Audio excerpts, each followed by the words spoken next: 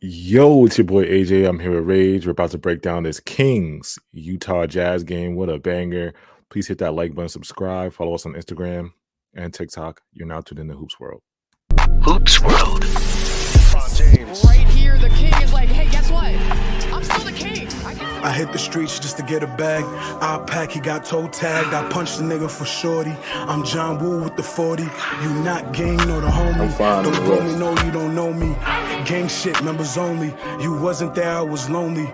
You wasn't there, I was lonely. Dog nights, blicky on me.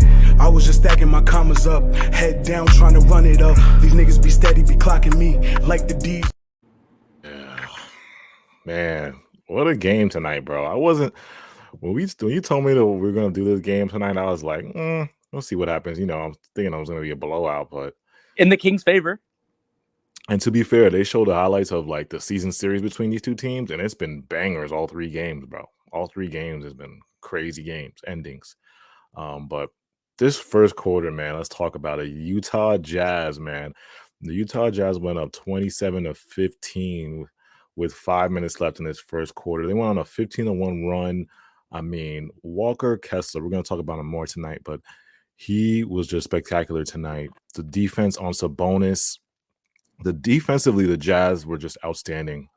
What did the Jazz do to you in this first quarter that was so good defensively? Like, what did you see, bro? Well, first of all, you were really able to stop Sabonis. Yeah. Fox wasn't really doing anything. He wasn't really being De'Aaron Fox in the beginning. Yeah. Everything was just really able to stop. And the thing was, the Kings weren't able to get Fox going. Sabonis obviously wasn't able to get going. Props Walker Kessler. Yeah. But they were settling for threes, and a lot of the times it looked stagnant because they couldn't get anything going. Yeah. And the Jazz were able to respond on offense. I think they had a 40-point first quarter. It was beautiful, and they did that without Collin Sexton and without Lauri Markkanen. Yeah, because we're thinking like, whoa, how are the Kings are the number one offense in the NBA, and they're getting locked up by the Jazz. And this is it without Lauri Markkanen, and they went to this zone. The zone did a great job of just neutralizing the Kings. Maybe they showed a little bit of what the Kings' weakness is. This zone could affect them going down the line, but they were going 19-1 run in the first quarter. So Sabonis' first trip to the line was at 2 minutes and 44 seconds in the first quarter. That was his first trip to the line. I think he had two points at that moment. So that's how bad the Kings were down bad. And I think thanks to the Jazz were just neutralizing Sabonis. I think that's where you start. If you want to kill the number one offensive team in the NBA, you got to start with Sabonis because he takes a lot of shots per game. I think like 13, 14 shots per game, something like that. And he averages around 20 points.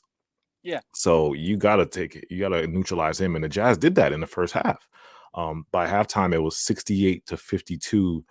56% from the field. They shot 47 from three. And again, the zone defense was just killer for the Jazz just put it on the Kings. So the Kings, we think it's over, right? You think, well, the Jazz can just hold on. Third quarter comes and the Kings went in an insane run, 6 for 8 to start the third quarter, 15-5 run. They outscored the Jazz 33-17 with 3 minutes left in the third quarter. They tied the game with 85-85. What did the Kings do in this third quarter, bro?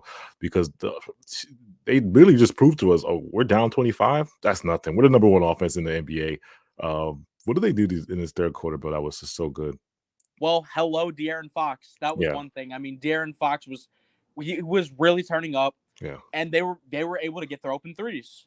Yeah. And they were connecting some of that Jazz some of that Jazz zone was getting exposed, leaving Harrison Barnes open occasionally. Yeah. But obviously it was mostly working. But during that run, open threes were coming by, and offense was kind of slow. I mean, obviously with like no real scoring option like that, that's gonna happen.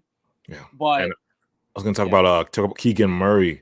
Keegan Murray, I think, had 18 or 17 points in that third quarter. He was just Keegan Murray, man. Talk about Keegan Murray because he's a rookie and he's doing this, right? Like we talked about the rookie class this year, Paolo Banchero, Walker Kessler, Keegan Murray. You just got to add Keegan Murray to that list of rookies that were just been so outstanding this year.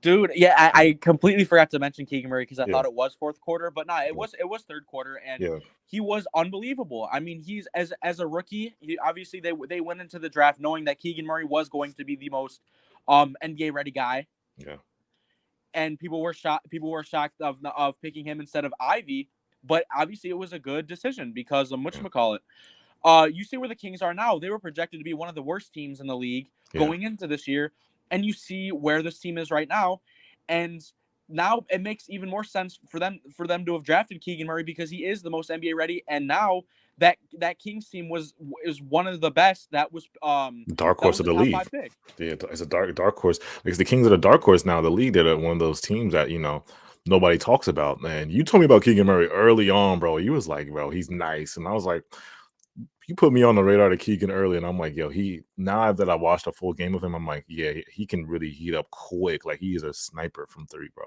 So thanks to Keegan Murray, the third quarter was all Kings, man. The Kings went on a big run.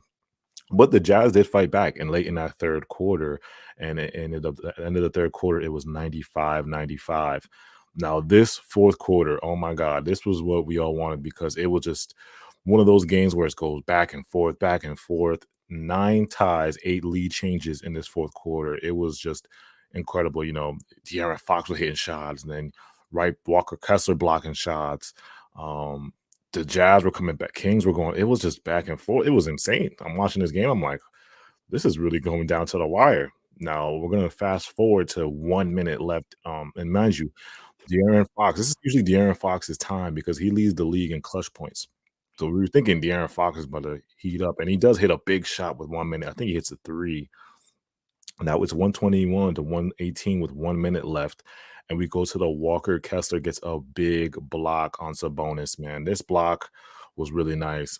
It kind of helped, the Jazz momentum because they made a slight, it was came down to the wire, like I said, 121, 118. This, if Sabonis kind of made this layup, things kind of could have changed. But this block, man, Walker Kessler, and shout out to Walker Kessler. I think he had 5 blocks tonight.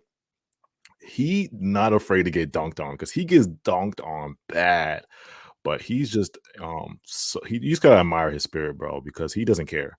He doesn't he doesn't care if he gets dunked on, bro. He's just gonna keep coming at the whoever's coming at him and just block shots. Like I said, he had 5 blocks tonight. He had a huge big block tonight. And then I think last game, I think against the Celtics, he had a game winning block, something like that. But his defense, bro, has been really key for this Jazz. And that fourth quarter, so 41 seconds left. The Jazz led by 3. Ochai, I think that's his name, right? I think it's his name. Ochai draws a foul on De'Aaron Fox. It makes it 125-120 with 15 seconds left. And then the Kings get the ball, and it's just a weird possession where they're just kind of like forcing threes. I mean, they're down. I think they were down 3 or down 5, and they're forcing threes at that last possession, and they couldn't hit. I think like Harrison Barnes shot one, somebody else shot one. It was like 3 guys and missed in a row, and they kept getting They were, and the thing, yeah, they had like a bunch of opportunities. It was like I was waiting for Harrison Barnes to hit one. No, De'Aaron Fox, no, and there goes. Yeah, It that was was so the game. close. It was so close. I mean, honestly, like in that last possession, you should be able to, you should chuck up those threes because I mean you kind of have to. There's kind of like 12 seconds left. Yeah, But I mean, it just sucks that they couldn't go down. But honestly, it's kind of disappointing if you are the Kings though, given that you just lost to a Jazz team the best player, Lauri. without Collin Sexton and without Lauri Markkanen. Yeah, But I mean, and then if you're the Jazz, it's like you guys were supposed to be tanking, but you see where this team has gotten into. I mean, they're in a playing spot right now, I believe. yeah, And I mean, you got really good with the draft. I like what I'm seeing out of Chris Dunn coming off the bench. He had 18 and 10. yeah. Nice to have him back in the league. I mean, they can do it. Who knows with some little like they still got. I think they have a good amount of cap space now that they obviously moved off of some of the guys when they traded for us. So actually, I don't know how that's going, but I mean, you got a good future in terms of their aspect. But if you're the Kings, you're still looking up high. I mean, it was so close, but Yeah, from both teams' perspective, because it's like I said, it was a great game for both teams. But from both teams' perspective, the Kings, it's no sweat off your back because you're still number 2 in the West. still one of the hottest teams in the NBA right now. You're going into the playoffs run solid. This is just a game you wish you could have hit shots down the stretch. And then from the Jazz perspective, you're supposed to be tanking. I think we all talked about this before. When Danny Ainge made the move at the deadline, he literally gave up Vando for free. We're like, oh, the Jazz are going all in with this tanking. They sat Lauri and Collin Sexton, they didn't play tonight. They're supposed to lose. They're supposed to lose tonight. But it's like maybe the tanking kind of they're supposed to tank, but for some reason they're too good. I mean, maybe Danny Ainge is like, I got something here. I add a couple. I can draft. I got, like you said, I got Lauri, I got Colin, I got Walker Kessler.